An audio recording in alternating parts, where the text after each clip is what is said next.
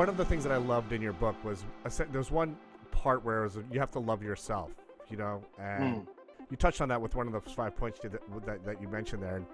And it's funny because that really hit me hard because I actually sent a message to someone who's close to me and who's, been working to, trying to get into shape, and, it's been sort of like up and down. It's been a real struggle. And I said to her, I don't like the way you talk to yourself, like you have to be kinder to yourself, like as kind as you are to all of us around you, like as like, because you're an incredibly loving person, and as kind as you are to me, to anyone in your world, you got to be that kind to yourself. And I got that from your book, man. And I thought that was just so well said, because the self-talk that a lot of folks have, it really is just so stifling and debilitating.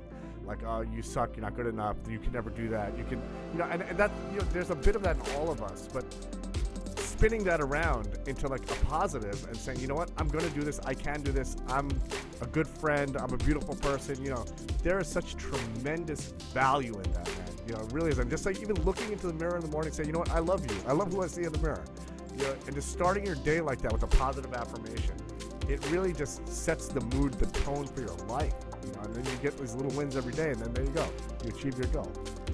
I'm going to tell you something. Sometimes people mistaken confidence for arrogance, or they mistaken loving yourself for selfishness. That's not selfish.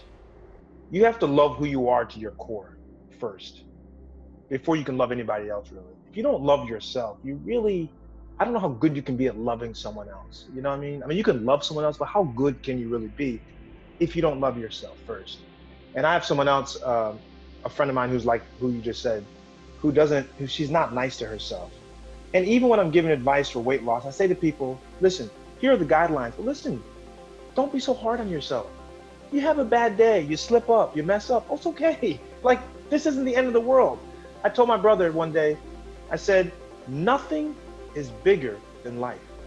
Think about it. No matter how bad of a day how big a mistake you make, no matter how big of an award you make, you get, some prize you win, life is bigger than everything. Because without life, nothing else matters, right?